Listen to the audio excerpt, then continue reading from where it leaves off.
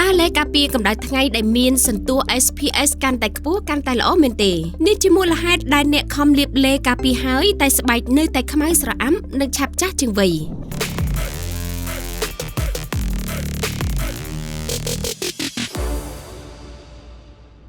ការការពារកម្ដៅថ្ងៃដោយឆ្លាតវៃគឺជាការជ្រើសរើសប្រភេទចម្រោះឲ្យបានត្រឹមត្រូវប្រើប្រាស់នៅក្នុងបរិមាណគ្រប់គ្រាន់និងមានភាពអត់ធ្មត់អនុវត្តរៀងរាល់ថ្ងៃ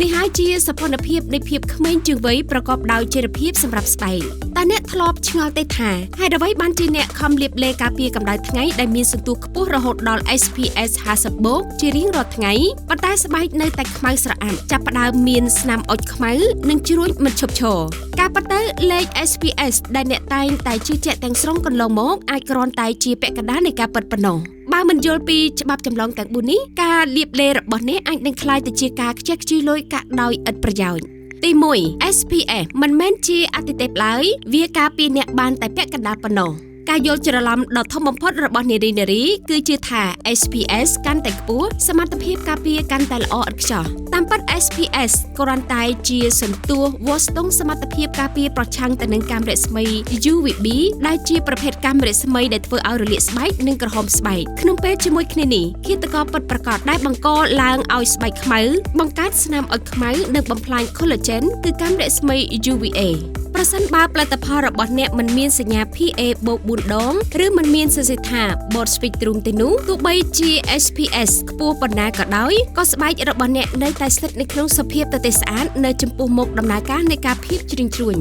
ទី2ច្បាប់ពីកង់ម្រាមដៃលាបខ្វះបន្តិចប្រសិទ្ធភាពបាត់ពាក់កណ្ដាលមនុស្សជាច្រើនខ្លាចអារម្មណ៍ស្អិតរអិលទើបលាបត្រឹមតែស្រទាប់ស្ដាងដូចជាគ្រីមបំពន់ស្បែកគ្រូពេទ្យសាស្ត្រស្បែកបានប្រមានថាសន្ទុះ SPS 50នឹងមានតម្លៃស្មើនឹង50%ប្រកបលុះត្រាតែអ្នកលាបក្នុងបរិមាណគ្រប់គ្រាន់តាមការណែនាំយ៉ាងហោចណាស់ពីកង់ម្រាមដៃសម្រាប់ផ្ទៃមុខទាំងមូលប្រសិនបើអ្នកលាបតែពាក់កណ្ដាលនៃបរិមាណនេះសមត្ថភាពការពារអាចនឹងធ្លាក់ចុះមកនៅត្រឹម SPA 15ឬទាបជាងនេះគឺជាមូលហេតុដែលនាំឲ្យមានការឆ្ងល់ថាហេតុអ្វីបានជាលាបហើយនៅតែខ្មៅ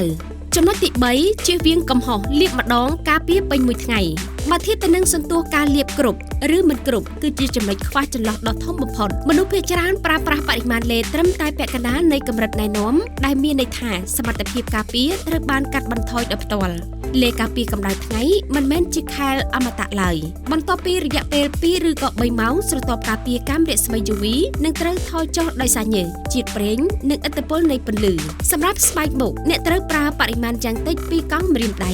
ប្រសិនបើអ្នកធ្វើសកម្មភាពនៅខាងក្រៅត្រូវលាបបន្ថែមរៀងរាល់2ឬក៏3ម៉ោងម្ដងនៅពេលដែលមានញើសឬចេញជាតិប្រេងក៏ត្រូវលាបបន្ថែមដែរការមិនលាបបន្ថែមគឺជាចន្លោះប្រហោងដ៏ធំបំផុតដែលអនុញ្ញាតឲ្យកាំរស្មី UV វាប្រហារស្បែកនៅពេលថ្ងៃត្រង់ដែលជាពេលមានកម្ដៅខ្លាំងបំផុតជាពិសេសសម្រាប់អ្នកដែលកំពុងតែថែរក្សាស្បែកតាមបែប Skin Longevity ការណាលាបលេបបន្ថែមគឺជាជំហានរស់រានចំណុចទី4ពន្លឺចាំងឆ្លងកាត់កញ្ចក់សត្រូវរបស់បុគ្គលិកការិយាល័យតើអ្នកអង្គុយនៅក្នុងបន្ទប់ម៉ាស៊ីនត្រជាក់ឆ្ងាយពីបង្អួចហើយគិតថាអ្នកមានសុវត្ថិភាពឬកុំគិតថាស្ថិតនៅក្នុងផ្ទះគឺមានសុវត្ថិភាពតាមពិតតំបន់ក្បែរបង្អួចផ្លូវធ្វើដំណើរទៅធ្វើការសូម្បីតែពន្លឺពណ៌ខៀវពីទូរស័ព្ទក៏អាចប៉ះពាល់ទៅដល់ស្បែកនៅក្នុងរយៈពេលវែងដែរកាំរស្មី UVA អាចឆ្លងកាត់កញ្ចក់បានដែលជាមូលហេតុចម្បងនៃស្នាមអុចខ្មៅនិងភាពចាស់ប្រសិនបើអ្នកអង្គុយក្បែរបង្អួចយូរឬធ្វើដំណើរលើផ្លូវជាប្រចាំសូមរក្សាការពារលេការពារកម្ដៅថ្ងៃ